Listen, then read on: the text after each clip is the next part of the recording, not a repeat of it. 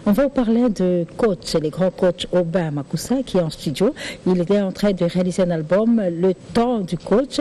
Et cet album va connaître la participation spéciale du général Desforges en séjour à Paris. Ils sont en plein studio, ils se préparent à sortir cet album, Le Temps du Coach, avec Aubin Makussa et Général Desforges. Bien, qui mieux que Général Desforges pour en parler? On le retrouve en plein studio à travers cet élément de reportage. Coach Aubin Makussa, général des FAO, ils ont pour la cause moko toujours musique. Alors musique il y a lelo, ils ont musique il y a les colo makas. La yembi mais musique il y a les colo makas. Alors tous en a nzembo ya compaoré et puis tous en a nzembo ya Alice Walada. Alors lelo il y a banzokomi bale bakutani. Fallait to kutana kana ba Congo et to kutani na poto. Tosenga bina bafunga matoi bayoka eloko nini tosali. Donc tout ça les bien logo il y a pas pro. Donc coach na ba musicien na ye mixer ce qu'on a gene.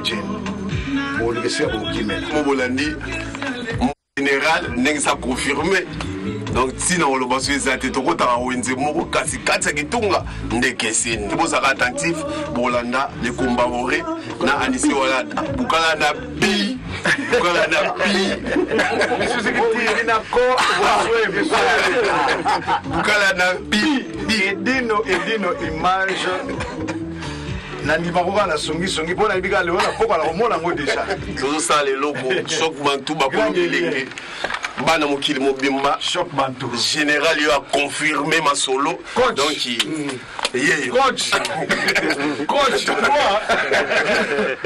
So bino ozo bino caoutchouc bozo. Mais tout ça na coach. Voilà, on va faire les yango. La coach né. Yene makamba.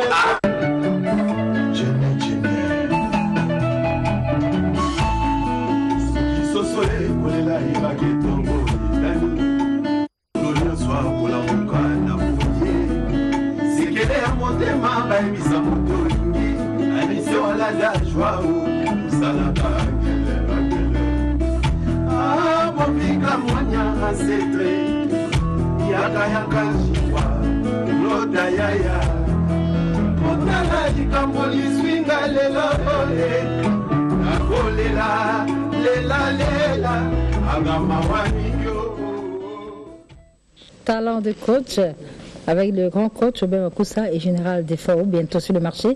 Et là-dedans, il y a une autre chanson que les deux artistes vont dédier au docteur Jeff Njadi Leteta de la Maison de Dieu qui sortira de cet album Talent de coach.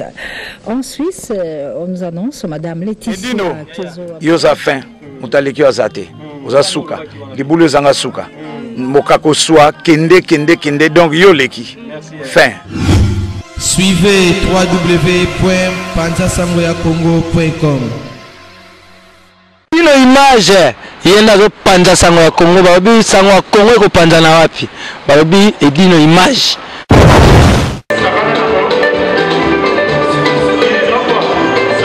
Mayasika le 18 mai suka makambo.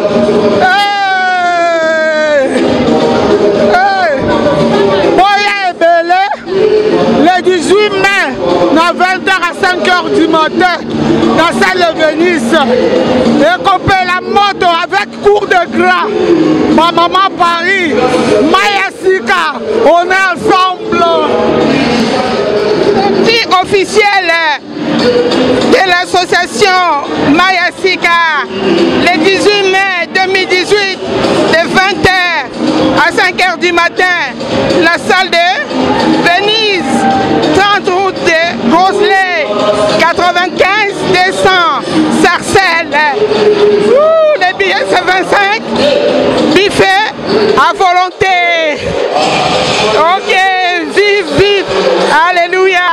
Le 18 mai, Dozali Susukakawa, Bota la caméraman, Denga Kangaka, hey, Soumameli, hey, Oye Mayasika, Oye Kitoko, Sumba, Babuela, le 18 mai, Doal Suswawa, le 18 mai, Doal Suswawa, Oye Rotala ba caméraman, Denga Bazokanga, Baokanga Kitoko, Ma.